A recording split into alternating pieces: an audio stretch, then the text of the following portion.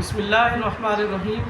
ناظرین، آپ نے وفات مسیح یعنی عیسیٰ علیہ السلام کے بارے میں بہت ساری ویڈیوز دیکھی ہوگی، اور جن لوگوں نے دیکھی ہیں کہیں وہ یہ خیال نہ کر بیٹھے کہ میں کوئی پہلا شخص ہوں جو وفات مسیح یعنی عیسیٰ علیہ السلام کی وفات کا قائل ہوں۔ نہیں، اس سے پہلے جو عیسیٰ علیہ السلام کی وفات کے قائل ہیں وہ بہت سارے لوگ ہیں۔ آج میں آپ کو بتاتا ہوں کہ کون اس کے قائل تھے۔ یہاں تک کہ صحابہ کرام بھی اس بات کے قائل تھے کہ نبی علیہ السلام کی وفات ہو گئی ہے اور ان کی وفات کے بعد کوئی اور نبی نہیں آئے گا۔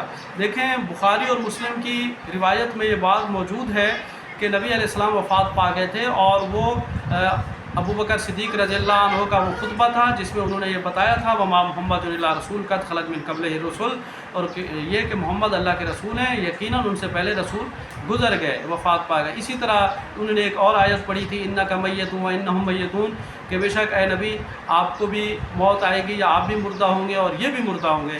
تو اس بات پر صحابہ نے اجماع کر لیا تھا کہ نبی علیہ السلام وفات پا گئے ہیں، اور نبی علیہ السلام کی وفات کے اوپر صحابہ کرام کا اجماع ہو گیا تھا۔ پھر آپ دیکھیں کہ امام مالک رحمۃ اللہ علیہ نے مجموع البحار فی حکم میں یہ فرمایا تھا وقال مالک مات وهو ابن 33 سنۃ، کہ امام مالک نے کہا کہ آپ یعنی عیسیٰ علیہ السلام 33 برس کی عمر میں وفات پا گئے ہیں۔ تو یہ امام مالک کا بھی عقیدہ تھا کہ عیسیٰ علیہ السلام وفات پا چکے ہیں۔ اور پھر ہم دیکھتے ہیں کہ تفسیر المنار میں جامعہ ازہر کے مفتی عبدہ اور ان کے شاگرد رشید رضا اور ان کے شاگرد مراغی، یہ بھی وفات مسیح یعنی عیسیٰ علیہ السلام کی وفات کے قائل ہیں۔ پھر ہم دیکھتے ہیں کہ تالیف مختصر سیرت الرسول جو مختصر تالیف کی تھی شیخ عبداللہ بن محمد بن عبد الوہاب نے، یہ بھی عیسیٰ علیہ السلام کی وفات کے قائل ہیں۔ اور اس کے علاوہ دیکھیں کہ جو بندیوں کے سرخیل عبداللہ سندھی، انہوں نے تفسیر لکھی الہام الرحمن، اس میں انہوں نے یہ لکھا کہ عیسیٰ علیہ السلام وفات پا چکے ہیں۔ تو جو بندی ہیں ان کے بڑے عبید اللہ سندھی بھی اس بات کے قائل تھے۔ یہ آج کل ان کا نام تو لیتے ہیں لیکن ان کے عقیدے سے متفق نہیں ہے۔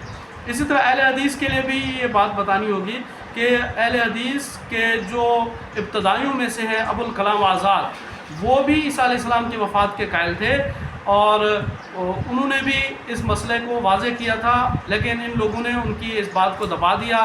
پھر آپ غور کریں کہ ہمارے قومی شاعر ڈاکٹر علامہ محمد اقبال اور مصور پاکستان، اور وہ محقق تھے بہت بڑے، وہ بھی عیسیٰ علیہ السلام کی وفات کے قائل تھے۔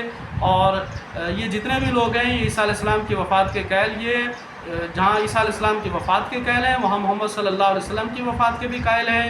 اور پھر یہ دجال کا عقیدہ بھی نہیں رکھتے کہ قیامت سے پہلے دجال آئے گا اور وہ عیسیٰ علیہ السلام سے لڑائی کرے گا اور اس طرح واقعات ہوں گے۔ تو یہ سارے، اور آج کے زمانے میں پروفیسر جاوید احمد غامدی، وہ بھی عیسیٰ علیہ السلام کی وفات کے قائل ہیں، اور وہ بھی اس بات کو مانتے ہیں کہ کوئی دجال نہیں آئے گا اس طرح کا کہ جو عیسیٰ علیہ السلام سے آ کے لڑائی کرے گا اور عیسیٰ علیہ السلام ان کا قتل کریں گے۔